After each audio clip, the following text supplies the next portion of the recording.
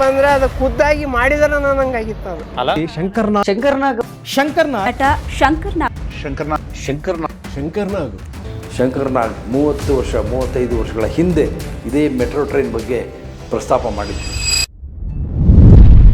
Inspiration ಅನ್ನೋ ಪದ ಕೇಳ್ತಿದ್ದಂಗೆ ನನಗೆ ಫಸ್ಟ್ ನೆನಪಾಗುವಂತ ಹೆಸರೇ ಶಂಕರ್ ನಾಗ್. ಕನ್ನಡ ಫಿಲ್ಮ್ ಇಂಡಸ್ಟ್ರಿ ಇತಿಹಾಸದಲ್ಲಿ ಯಾರಾದ್ರೂ ಒಬ್ರು ಬಹಳ ವಿಷನರಿ ಫಿಲ್ಮ್ ಮೇಕರ್ ಇದ್ರು ಅಂದ್ರೆ ಅದು ಶಂಕರ್ ನಾಗ್ ಅವ್ರು ಮಾತ್ರ.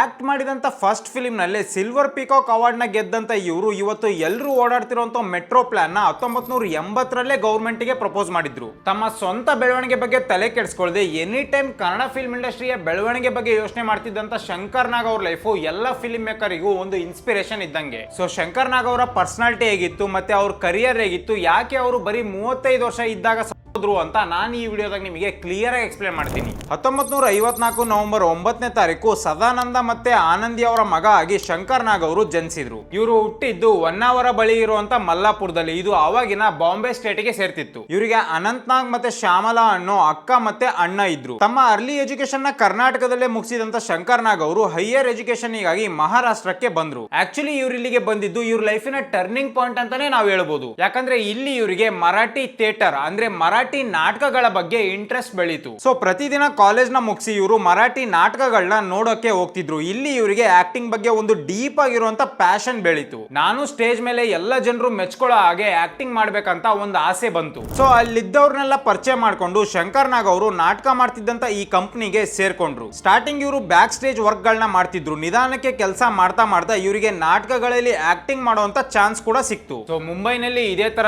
ಥಿಯೇಟರ್ ಮಾಡ್ತಿದ್ದಂತ ಶಂಕರ್ ನಾಗ್ ಅವರಿಗೆ ಅರುಂಧತಿ ಅನ್ನೋ ಒಂದು ಹುಡುಗಿ ಪರಿಚಯ ಆದ್ಲು. ಆಕ್ಚುಲಿ ಈ ಹುಡುಗಿ ಪರಿಚಯ ಆದಾಗ ಶಂಕರ್ ನಾಗ್ ಅವರಿಗೆ 19 ವರ್ಷ ವಯಸ್ಸಾಗಿದ್ರೆ ಅರುಂಧತಿ ಅವರಿಗೆ 17 ವರ್ಷ ಏಜ್ ಆಗಿತ್ತು. ಸೊ ಇವರಿಬ್ಬರಿಗೆ ಥಿಯೇಟರ್ ಬಗ್ಗೆ ಪ್ಯಾಷನ್ ಇದ್ದಿದ್ರಿಂದ ಇವರಿಬ್ರು ನಾಟಕಗಳ ಬಗ್ಗೆ ಮತ್ತೆ ಆಕ್ಟಿಂಗ್ ಬಗ್ಗೆ ಬಹಳ ಡೀಪ್ ಆಗಿ ಡಿಸ್ಕಷನ್ಸ್ ಗಳನ್ನ ಮಾಡ್ತಿದ್ರು. ಇದ್ರ ಜೊತೆ ಇವರು ಡೈಲಾಗ್ಸ್ ಗಳನ್ನ ಪ್ರಾಕ್ಟೀಸ್ ಮಾಡೋದು, ರಿಹರ್ಸಲ್ ಮಾಡೋದು, ಹೀಗೆ ಬಹಳ ಟೈಮ್ ನ ಜೊತೆಲಿ ಕಳೆಯಕ್ ಸ್ಟಾರ್ಟ್ ಮಾಡಿದ್ರು. ಸೊ ಇದರಿಂದಾಗಿ ಇವರಿಬ್ರು ನಡುವೆ ಇದ್ದಂತ ಸ್ನೇಹ ಪ್ರೀತಿಯಾಗಿ ಕನ್ವರ್ಟ್ ಆಯ್ತು. ಒಂದ್ ಸೈಡ್ ಶಂಕರ್ ನಾಗ್ ಅವರು ಮರಾಠಿ ಥಿಯೇಟರ್ಸ್ ಗಳಲ್ಲಿ ಹೆಸರನ್ನ ಮಾಡ್ತಿದ್ರೆ, ಇನ್ನೊಂದ್ ಸೈಡ್ ಅನಂತ್ ನಾಗ್ ಅವರು ಕನ್ನಡ ಫಿಲ್ಮ್ ಇಂಡಸ್ಟ್ರಿಗೆ ಕಾಲಿಟ್ಟಿದ್ರು. ಆಕ್ಚುಲಿ ಇವರು 1975ರಲ್ಲಿ ರಿಲೀಸ್ ಆದಂತ ಹಂಸಗೀತೆ ಅನ್ನೋ ಒಂದು ಫಿಲ್ಮ್ ನಲ್ಲಿ ಹೀರೋ ಆಗಿ ಸ್ಯಾಂಡಲ್ವುಡ್ ಗೆ ಎಂಟ್ರಿ ಕೊಟ್ಟಿದ್ರು. ಸೊ ಈ ಒಂದು ಇನ್ಸಿಡೆಂಟ್ ಇಂದ ಕನ್ನಡ ಫಿಲ್ಮ್ ಇಂಡಸ್ಟ್ರಿಯಲ್ಲಿ ಇರುವಂತ ಒಂದು ಆಪರ್ಚುನಿಟಿ ಬಗ್ಗೆ ಶಂಕರ್ ನಾಗ್ ಅವರಿಗೆ ಗೊತ್ತಾಯ್ತು. ಸೊ 1978ರಲ್ಲಿ ಸಾಹಿತ್ಯ ಆಗಿರುವಂತ ಗಿರೀಶ್ ಕಾರ್ನಾಡ್ ಅವರು ತಾವು ಮಾಡ್ತಿರುವಂತ ನೆಕ್ಸ್ಟ್ ಫಿಲ್ಮ್ ಗೆ ಒಬ್ಬ ಹೊಸ ಆಕ್ಟರ್ ನ ಹುಡುಕ್ತಿದ್ರು. ಆಗ ಅವ್ರ ಕಣ್ಣಿಗೆ ಕಾಣಿಸಿದ್ದೆ ಶಂಕರ್ ನಾಗ್ ಅವರು. ಸೊ ಶಂಕರ್ ನಾಗ್ ಅವರು ಆಕ್ಟಿಂಗ್ ನ ನೋಡಿದಂತ ಗಿರೀಶ್ ಕಾರ್ನಾಡ್ ಅವರು ತುಂಬಾನೇ ಇಂಪ್ರೆಸ್ ಆದ್ರು. ಇದರಿಂದಾಗಿ ಅವರು ತಮ್ಮ ನೆಕ್ಸ್ಟ್ ಫಿಲ್ಮ್ ನ ಹೀರೋ ಆಗಿ ಶಂಕರ್ ನಾಗ್ ಅವ್ರನ್ನ ಸೆಲೆಕ್ಟ್ ಮಾಡಿದ್ರು. ಸೊ ಗಿರೀಶ್ ಕಾರ್ನಾಡ್ ಅವ್ರು ಮಾಡಿದಂತ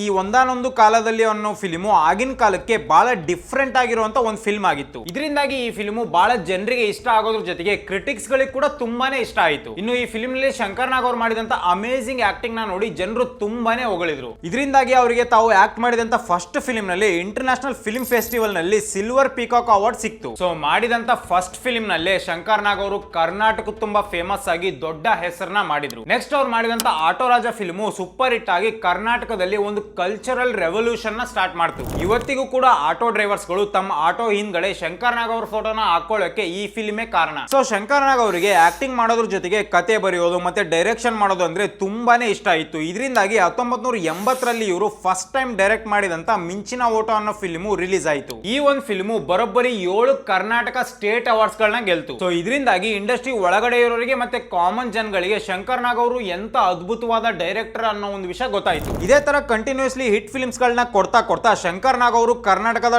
ಟಾಪ್ ಹೀರೋಸ್ ಗಳಲ್ಲಿ ಒಬ್ಬರಾದ್ರು. ಬಟ್ ಬೇರೆ ಹೀರೋಸ್ ಗಳಿಗೆ ಮತ್ತೆ ಸ್ಟಾರ್ಸ್ ಗಳಿಗೆ ಕಂಪೇರ್ ಮಾಡಿ ನೋಡಿದಾಗ ಶಂಕರ್ ನಾಗ್ ಅವರು ಬಹಳ ಡಿಫ್ರೆಂಟ್ ಆಗಿ ಕಾಣಿಸ್ತಿದ್ರು. ಇದಕ್ಕೆ ಮೇನ್ ರೀಸನ್ ಅವರ ಸಿಂಪ್ಲಿಸಿಟಿ. ಮತ್ತೆ ಅವರು ದೊಡ್ಡ ದೊಡ್ಡ ಆಕ್ಟರ್ಸ್ ಗಳಿಗೆ ಎಷ್ಟು ರೆಸ್ಪೆಕ್ಟ್ ಕೊಟ್ಟು ಮಾತಾಡ್ತಿದ್ರು ಅದೇ ತರ ಸೇಮ್ ರೆಸ್ಪೆಕ್ಟ್ ಕೊಟ್ಟು ಸ್ಪಾಟ್ ಬೈ ಜೊತೆಗೂ ಮಾತಾಡ್ತಿದ್ರು. ಆಮೇಲೆ ಅವರು ಫಿಲ್ಮ್ ಮೇಕಿಂಗ್ ಅಲ್ಲಿ ಎಷ್ಟು ಡೀಪ್ ಆಗಿ ಇನ್ವಾಲ್ವ್ ಆಗಿದ್ರಂದ್ರೆ ಅವರು ಬೆಳಿಗ್ಗೆ ಎದ್ದಾಗಿಂದ ರಾತ್ರಿ ಮಲ್ಗೋ ತನಕ ಬರೀ ಸಿನಿಮಾ ಬಗ್ಗೆನೇ ಮಾತಾಡೋದು, ಕತೆ ಬರೆಯೋದು ಮತ್ತೆ ಪ್ರೊಡ್ಯೂಸರ್ಸ್ ಗಳನ್ನ ಹುಡ್ಕೋದೇ ಮಾಡ್ತಿದ್ರು. ನಾವೆಲ್ಲರೂ ಒಂದ್ ಕೆಲಸನ ಕಂಪ್ಲೀಟ್ ಮಾಡಿದ್ಮೇಲೆ ಇನ್ನೊಂದ್ ಕೆಲಸನ ಸ್ಟಾರ್ಟ್ ಮಾಡಕ್ಕೂ ಮುಂಚೆ ಸ್ವಲ್ಪ ರಿಲ್ಯಾಕ್ಸ್ ಆಗ್ಬೇಕಂತ ರೆಸ್ಟ್ ಮಾಡ್ತೀವಿ. ಆದ್ರೆ ಶಂಕರ್ ನಾಗ್ ಅವರ ಡಿಕ್ಷನರಿಲಿ ರೆಸ್ಟ್ ಅನ್ನೋ ಪದಾನೇ ಇರ್ಲಿಲ್ಲ. ಇದರಿಂದಾಗಿ ಅವರು ಒಂದು ಫಿಲ್ಮಿನ್ ಶೂಟಿಂಗ್ ಮುಗಿಸಿ ಕಾರ್ ಹತ್ತಿದ್ದಂಗೆ ಪೆನ್ನು ಮತ್ತೆ ಪೇಪರ್ ನ ತಗೊಂಡು ಅವ್ರು ನೆಕ್ಸ್ಟ್ ಡೈರೆಕ್ಟ್ ಮಾಡ್ತಿದ್ದಂತ ಫಿಲ್ಮಿನ್ ಸ್ಕ್ರಿಪ್ಟ್ ಅಥವಾ ಡೈಲಾಗ್ಸ್ ಗಳನ್ನ ಬರೆಯಕ್ ಸ್ಟಾರ್ಟ್ ಮಾಡ್ತಿದ್ರು. ಸೊ ಫಿಲ್ಮ್ಸ್ ಗಳ ಬಗ್ಗೆ ಅವರು ಇಷ್ಟೊಂದು ಪ್ಯಾಷನೇಟ್ ಆಗಿ ವರ್ಕ್ ಮಾಡ್ತಿದ್ರಿಂದ ಅವರು ದಿನಪೂರ್ತಿ ಒಂದೊಂದ್ಸಲ ಊಟನೇ ಮಾಡದೆ ಕಳಿತಿದ್ರು. ಸೊ ತುಂಬಾ ವರ್ಷಗಳಿಂದ ಶಂಕರ್ ನಾಗು ಮತ್ತೆ ಅರುಂಧತಿ ರಾವ್ ಅವರು ಜೊತೆಲಿ ವರ್ಕ್ ಮಾಡಿದ್ರಿಂದ ಅವರಿಬ್ರು ನಡುವೆ ನಡುವೆ ತುಂಬಾನೇ ನಂಬಿಕೆ ಉಟ್ಕೊಂಡಿತ್ತು. ಆಮೇಲೆ ಇವರಿಬ್ರು ನಡುವೆ ಪ್ರೀತಿನೂ ಇದ್ದಿದ್ರಿಂದ ಇವರಿಬ್ರು ಡಿಸೈಡ್ ಮಾಡಿ 1980ರಲ್ಲಿ ಮದುವೆ ಆದ್ರು. ಸೊ ಮದುವೆ ಆದ್ಮೇಲೆ ಶಂಕರ್ ನಾಗ್ ಅವರು ತಮ್ಮ ಆಕ್ಟಿಂಗ್ ಕರಿಯರ್ ನ ಕಂಟಿನ್ಯೂ ಮಾಡಿದ್ರು. ಸೊ ಶಂಕರ್ ನಾಗ್ ಅವರು ಟೋಟಲ್ ಆಗಿ 90 ಫಿಲ್ಮ್ಸ್ ಗಳಲ್ಲಿ ಆಕ್ಟಿಂಗ್ ನ ಮಾಡಿ 8 ಫಿಲ್ಮ್ ನ ಡೈರೆಕ್ಟ್ ಮಾಡಿದ್ರು. ಆಮೇಲೆ ಮಾಲ್ಗುಡಿ ಡೇಸ್ ಅಂತ ಒಂದು ಅಮೇಜಿಂಗ್ ಸೀರೀಸ್ ನ ಕನ್ನಡಿಗರಿಗೆ ಕೊಟ್ರು. Yet in 11 years he made around 40 ಸಿನಿಮಾಗಳಲ್ಲಿ ಆಕ್ಟ್ ಮಾಡಿ, ಒಂದು 15 ಸಿನಿಮಾ ಡೈರೆಕ್ಷನ್ ಮಾಡಿ, 35 ಎಪಿಸೋಡ್ಸ್ ಆಫ್ ಮಾಲ್ಗುಡಿ ಡೇಸ್ ನ ಡೈರೆಕ್ಟ್ ಮಾಡಿ, ಹೆಂಗ್ ಸಾಧ್ಯ? ಇನ್ನು ಶಂಕರ್ ನಾಗ್ ಅವರು ತುಂಬಾ ವಿಷನರಿ ವ್ಯಕ್ತಿ ಆಗಿದ್ರು. ಅವರು ಫ್ಯೂಚರ್ ಬಗ್ಗೆ ಒಳ್ಳೊಳ್ಳೆ ಪ್ಲಾನ್ಸ್ ಗಳನ್ನ ಹಾಕಿದ್ರು. ಬೆಂಗಳೂರಿನ ಇನ್ಫ್ರಾಸ್ಟ್ರಕ್ಚರ್ ಹೇಗಿರ್ಬೇಕು ಮತ್ತೆ ಮೆಟ್ರೋ ಬಗ್ಗೆ ತುಂಬಾ ಒಳ್ಳೆ ಪ್ಲಾನ್ ನ ಹಾಕಿ ಆಗಿನ ಕಾಲದಲ್ಲಿ ಇದ್ದಂತ ಗೌರ್ಮೆಂಟ್ ಗೆ ಅವರು ಪ್ರಪೋಸ್ ನ ಮಾಡಿದ್ರು. ಸೊ ಅವಾಗ ಶೂಟ್ ಆಗ್ತಿದ್ದಂತ ಕನ್ನಡ ಫಿಲ್ಮ್ಸ್ ಗಳನ್ನ ಡಬ್ ಮಾಡೋಕೋಸ್ಕರ ಪ್ರತಿಯೊಂದು ಫಿಲ್ಮ್ ಮೇಕರ್ಸ್ ಗಳು ಚೆನ್ನೈಗೆ ಹೋಗ್ತಿದ್ರು. ಇದರಿಂದಾಗಿ ಶಂಕರ್ ನಾಗ್ ಅವರು ಸಂಕೇತ್ ಸ್ಟುಡಿಯೋನ ಸ್ಟಾರ್ಟ್ ಮಾಡಿದ್ರು. ಈ ಸ್ಟುಡಿಯೋನ ಸ್ಟಾರ್ಟ್ ಮಾಡಿದ್ಮೇಲೆ ಕನ್ನಡ ಫಿಲ್ಮ್ಸ್ ಗಳು ಕರ್ನಾಟಕದಲ್ಲೇ ಡಬ್ಬಿಂಗ್ ಆಗಕ್ ಸ್ಟಾರ್ಟ್ ಆದವು. ನೆಕ್ಸ್ಟ್ ಇವರು ಮಾಡಿದಂತ SP ಸಾಂಗ್ಲಿಯಾನ, ಗೀತಾ, ಸಿಬೈ ಶಂಕರ್ ಅಂತ ಫಿಲ್ಮ್ಸ್ ಗಳು ಬ್ಲಾಕ್ ಬಸ್ಟರ್ ಹಿಟ್ ಆಗಿ ಶಂಕರ್ ನಾಗ್ ಅವ್ರನ್ನ ಕರ್ನಾಟಕದ ಅತ್ಯಂತ ದೊಡ್ಡ ಸೂಪರ್ ಸ್ಟಾರ್ ಆಗಿ ಮಾಡ್ತು. ಇಷ್ಟೆಲ್ಲ ಅಚೀವ್ಮೆಂಟ್ಸ್ ಗಳನ್ನ ಮಾಡಿ ದೊಡ್ಡ ಲೆವೆಲ್ ಬೆಳೆದಿದ್ರು ಕೂಡ ಶಂಕರ್ ನಾಗ್ ಅವರು ತಮ್ಮ ಲೈಫ್ ಅಲ್ಲಿ ಒಂದೇ ಒಂದು ಕಾಂಟ್ರವರ್ಸಿನೂ ಮಾಡ್ಕೊಳ್ಳಿಲ್ಲ. ಸೊ ಶಂಕರ್ ನಾಗ್ ಅವ್ರ ಕರಿಯರ್ ತುಂಬಾನೇ ಚೆನ್ನಾಗಿ ನಡೀತಿರ್ಬೇಕಾದ್ರೆ ಅವರು ಜೋಕುಮಾರ ಸ್ವಾಮಿ ಅನ್ನೋ ಒಂದು ಫಿಲ್ಮ್ ನ ಸೈನ್ ಮಾಡ್ತಾರೆ. ಈ ಒಂದು ಫಿಲ್ಮ್ ನ ಗಿರೀಶ್ ಕಾರ್ನಾಡ್ ಅವರು ಡೈರೆಕ್ಟ್ ಮಾಡ್ತಿದ್ರಿಂದ ಈ ಫಿಲ್ಮಿನ ಮುಹೂರ್ತ ಬಾಗಲಕೋಟೆ ಜಿಲ್ಲೆಯಲ್ಲಿ ಇತ್ತು. ಸೊ ಬೆಂಗಳೂರಲ್ಲಿ ಇದ್ದಂತ ಶಂಕರ್ ನಾಗ್ ಅವರು ತಮ್ಮ ಹೆಂಡತಿ ಮತ್ತೆ ಮಗಳನ್ನ ಕರ್ಕೊಂಡು ಕಾರ್ ನಲ್ಲಿ ರಾತ್ರೋರಾತ್ರಿ ಬಾಗಲಕೋಟೆ ಕಡೆ ಹೊರಡ್ತಾರೆ. ಇವ್ರ ಜೊತೆ ಇವ್ರ ಡ್ರೈವರ್ ಆದಂತ ಲಿಂಗಪ್ಪ ಕೂಡ ಕಾರ್ ನಲ್ಲಿ ಇದ್ರು. ಸೊ ಬೆಂಗಳೂರಿಂದ ಇವರು NH48 ನ್ಯಾಷನಲ್ ಹೈವೇ ಮುಖಾಂತರ ಹೋಗ್ತಿದ್ರು. ಈ ಒಂದು ಹೈವೇ ಬಗ್ಗೆ ನಾನ್ ನಿಮಗೆ ಹೇಳಲೇಬೇಕು. ದಾವಣಗೆರೆಯಿಂದ ಬೆಂಗಳೂರಿಗೆ ಹೋಗಂತ ಎಲ್ಲಾ ಜನಗಳು ಇದೇ ಹೈವೇ ಮೂಲಕ ಹೋಗ್ತಾರೆ. ಈ ಹೈವೇ ರೋಡ್ ತುಂಬಾನೇ ಸ್ಟ್ರೇಟ್ ಆಗಿ ಇರೋದ್ರಿಂದ ಮಿಡ್ ನೈಟ್ ಅಲ್ಲಿ ಗಾಡಿ ಓಡಿಸ್ತಿರೋಂತವ್ರು ಜಾಸ್ತಿ ಅಲರ್ಟ್ ಆಗಿರುವಂತ ಅವಶ್ಯಕತೆ ಇರಲ್ಲ. ಸೊ ಇದರಿಂದಾಗಿ ಈ ಒಂದು ಹೈವೇಲಿ ಬಹಳಷ್ಟು ಆಕ್ಸಿಡೆಂಟ್ ಗಳು ಆವಾಗ ನಡೀತಾನೆ ಇರ್ತವೆ. ಸೊ ಶಂಕರ್ ನಾಗ್ ಅವರ ಕಾರು ಮಧ್ಯರಾತ್ರಿ 2 ಗಂಟೆ ಆದ್ಮೇಲೆ ಆನೆಗೂಡು ಒಂದು ಹಳ್ಳಿ ಹತ್ರ ಬರುತ್ತೆ. ಈ ಒಂದು ಹಳ್ಳಿ ದಾವಣಗೆರೆ ಔಟ್ಸ್ಕರ್ಟ್ಸ್ ಅಲ್ಲಿ ಐತಿ. ಸೊ ಈ ಹಳ್ಳಿ ಇರುವಂತ ರೋಡ್ ನಲ್ಲಿ 4 ರಿಂದ 5 ದಿನದಿಂದ ಒಂದು ಲಾರಿ ಕೆಟ್ಟು ನಿಂತಿರುತ್ತೆ. ಬಟ್ ತುಂಬಾ ಕತ್ಲು ಇದ್ದಿದ್ರಿಂದ ಡ್ರೈವರ್ ಲಿಂಗಪ್ಪ ಅವರಿಗೆ ಈ ಒಂದು ಲಾರಿನ ಬೇಗ ಅಬ್ಸರ್ವ್ ಮಾಡಕ್ ಆಗಲ್ಲ. ಸೊ ಶಂಕರ್ ನಾಗ್ ಅವರು ಇದ್ದಂತ ಕಾರು ಈ ಲಾರಿಗೆ ತುಂಬಾ ಹತ್ರ ಬಂದ ಮೇಲೆ ಇಲ್ಲೊಂದು ಲಾರಿ ನಿಂತಿದೆ ಅನ್ನೋ ವಿಷಯ ಡ್ರೈವರ್ ಲಿಂಗಪ್ಪ ಅವರಿಗೆ ಸಡನ್ ಆಗಿ ರಿಯಲೈಸ್ ಆಗುತ್ತೆ. ಇದರಿಂದಾಗಿ ಡ್ರೈವರ್ ಲಿಂಗಪ್ಪ ಅವರು ಇಮಿಡಿಯೇಟ್ಲಿ ತಮ್ಮ ಕಾರ್ನ ಲೆಫ್ಟ್ ಸೈಡ್ ಗೆ ತಗೋತಾರೆ. ಬಟ್ ದುರದೃಷ್ಟ ಏನಂದ್ರೆ ಲೆಫ್ಟ್ ಸೈಡ್ ಇಂದ ಒಂದು ಲಾರಿ ಫುಲ್ ಸ್ಪೀಡ್ ಆಗಿ ಬರ್ತಿರುತ್ತೆ. ಸೊ ಸ್ಪೀಡ್ ಆಗಿ ಹೈವೇಲಿ ಬರ್ತಿದ್ದಂತ ಈ ಲಾರಿ ಶಂಕರ್ ನಾಗ್ ಅವರು ಇದ್ದಂತ ಕಾರಿಗೆ ತುಂಬಾನೇ ಜೋರಾಗಿ ಗುದ್ದು ಬಿಡುತ್ತೆ. ಸೊ ಈ ಎರಡೂ ಗಾಡಿಗಳು ತುಂಬಾನೇ ಸ್ಪೀಡ್ ಆಗಿ ಗುದ್ಕೊಂಡಿದ್ರಿಂದ ಅಲ್ಲಿ ಸೌಂಡ್ ಆಗಿ ಅಕ್ಕಪಕ್ಕ ಮನೆಯಲ್ಲಿ ಮಲ್ಕೊಂಡಿದ್ದಂತ ಜನರು ಎದ್ದು ಸ್ಪಾಟಿಗೆ ಬರ್ತಾರೆ. ಜನರು ಸ್ಪಾಟಿಗೆ ಬಂದು ಈ ಒಂದು ಕಾರ್ನ ನೋಡಿದಾಗ ತುಂಬಾನೇ ಭಯ ಪಡ್ತಾರೆ. ಯಾಕಂದ್ರೆ ಈ ಕಾರು ಫುಲ್ ಸ್ಪೀಡ್ ಆಗಿ ಬಂದು ಲಾರಿ ಗುದ್ದಿದ್ರಿಂದ ಫುಲ್ ಡ್ಯಾಮೇಜ್ ಆಗಿರುತ್ತೆ. ಇನ್ನು ಈ ಕಾರ್ನ ಡ್ರೈವ್ ಮಾಡ್ತಿದ್ದಂತ ಡ್ರೈವರ್ ಲಿಂಗಪ್ಪ ಅವರು ಮತ್ತೆ ಫ್ರಂಟ್ ಸೀಟ್ ಅಲ್ಲಿ ಕುಂತಿದ್ದಂತ ಶಂಕರ್ ನಾಗ್ ಅವರು ಇಬ್ರು ಕೂಡ ಸ್ಪಾಟ್ ಅಲ್ಲೇ ಹೋಗಿರ್ತಾರೆ. ಬಟ್ ಬ್ಯಾಕ್ ಸೀಟ್ ಅಲ್ಲಿ ಕುಂತಿದ್ದಂತ ಅರುಣಧತಿ ಅವರು ಮತ್ತೆ ಅವ್ರ ಮಗಳು ಕಾರಿಂದ ಸ್ವಲ್ಪ ದೂರ ಬಿದ್ದಿರ್ತಾರೆ. ಸೊ ಆ ಟೈಮ್ ನಲ್ಲಿ ತುಂಬಾನೇ ಕತ್ಲು ಇದ್ದಿದ್ರಿಂದ ಕಾರ್ ಒಳಗಡೆ ಇರೋದು ಶಂಕರ್ ನಾಗ್ ಅಂತ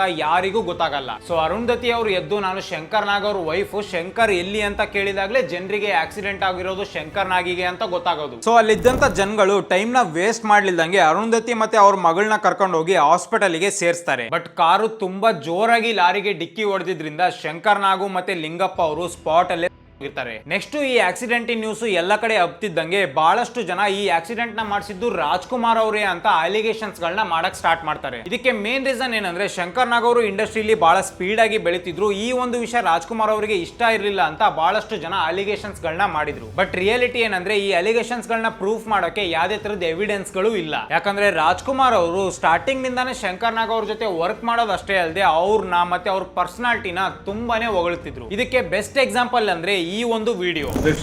ತಮಗಿಂತ ಕಿರಿಯ ಕಲಾವಿದರು, ಉದಾಹರಣೆಗೆ ಶಂಕರ್ ನಾಗ್, ಉದಾಹರಣೆಗೆ ನಾಗಭರಣ, ಅವರ ವಯಸ್ಸಿನಲ್ಲಿ ಅನುಭವದಲ್ಲಿ ತಮಗಿಂತ ಕಿರಿಯರು ಅಂತ ಅವರು ಸಹ ತಮ್ಮ ಚಲನಚಿತ್ರಗಳನ್ನ ನಿರ್ದೇಶನ. ಹೌದು ಹೌದು ಹೌದು. ಆಗ ತಮ್ಗೇನು ಅನ್ಸ್ಲಿಲ್ವ? ಹಾಗೆ ಅವಾಗ ಅವ್ರು ಕಿರಿಯರ್ ಆಗ್ತಾರೆ. ಹಾಗನ್ಸಿದ್ರೆ ಅವ್ರು ಕಿರಿಯರ್ ಆಗ್ತಾರೆ. ಹಿರಿಯರಾದ್ರಿಂದಲೇ ಆ ಜಾಗ ಬಂದಿತ್ತು. ಸೂತ್ರಧಾರ ಅಲ್ವಾ ಅವನು, ನಿರ್ದೇಶಕ ಅನ್ನೋನು. ಎಲ್ಲ ಪ್ರತಿಯೊಂದು ಸೂತ್ರ ಅವನ ಕೈನಲ್ಲೇ ತಾನೇ ಇರೋದು.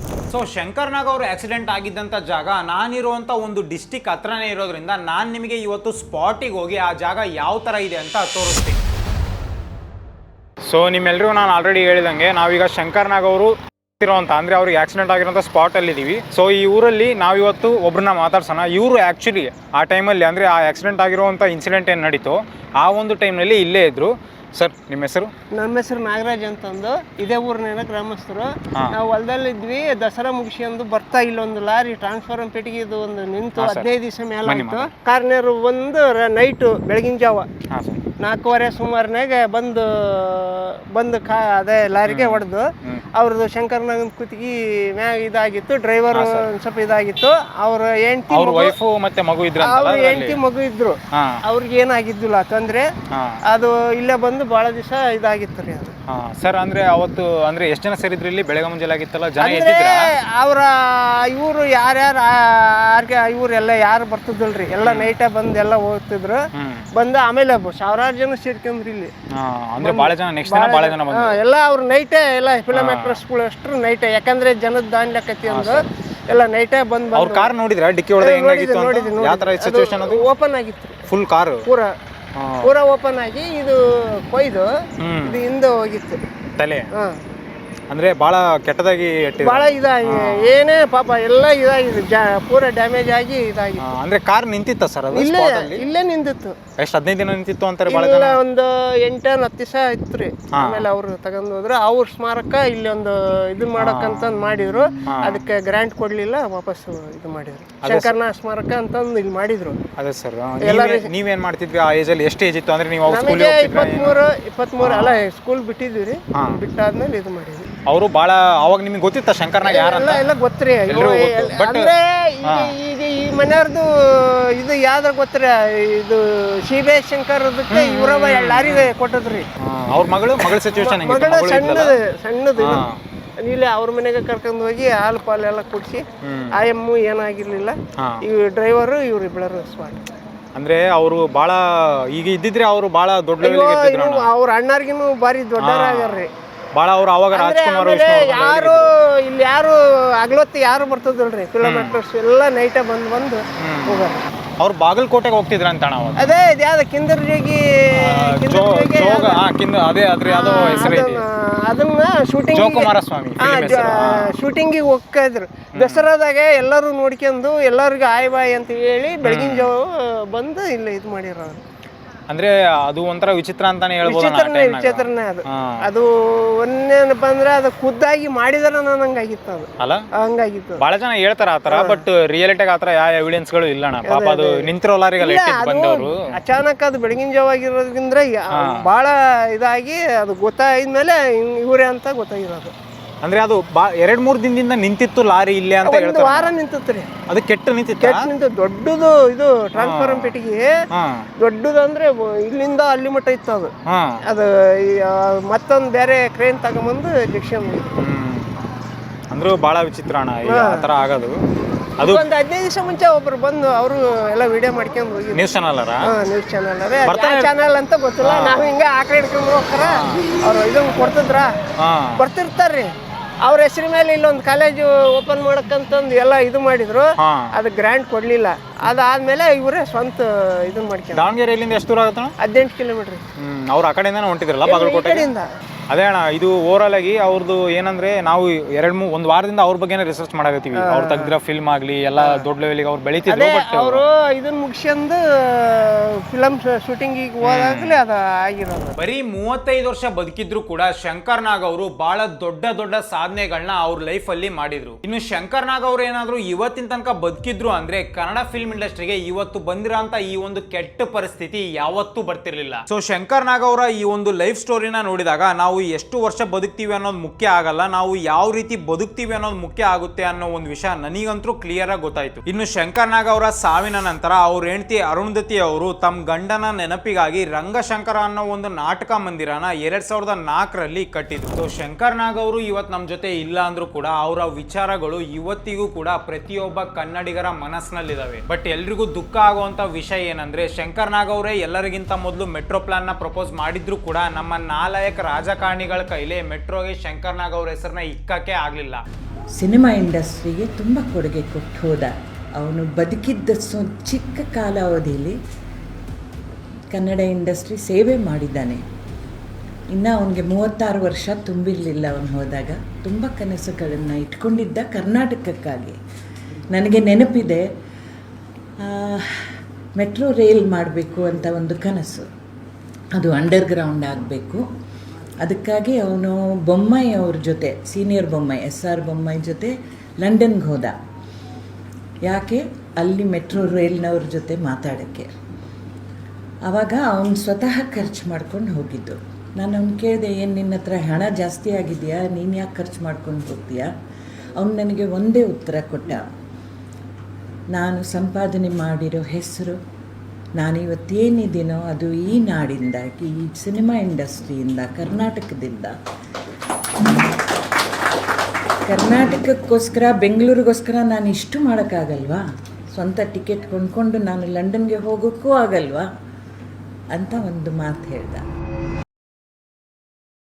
ಶಂಕರ್ ನಾಗ್ ಅವರ ಈ ಒಂದು ಇನ್ಸ್ಪೈರಿಂಗ್ ಲೈಫ್ ಸ್ಟೋರಿ ಬಗ್ಗೆ ನಿಮಗೇನ್ ಅನ್ಸ್ತು ಅಂತ ಕಮೆಂಟ್ ಸೆಕ್ಷನ್ ಅಲ್ಲಿ ಕಮೆಂಟ್ ಮಾಡ್ರಿ. ಕೇಳದೆ ನಿಮಗೀಗ ಅದಕ್ಕೆ ನಾನು ಆ ಭಗವಂತನ ಕ್ಷಮಿಸೋದಿಲ್ಲ ಅವನನ್ನು ಅಷ್ಟು ಬೇಗ ಹೇಳ್ಕೊಂಡು ಹೋಗಿದ್ದಕ್ಕೆ.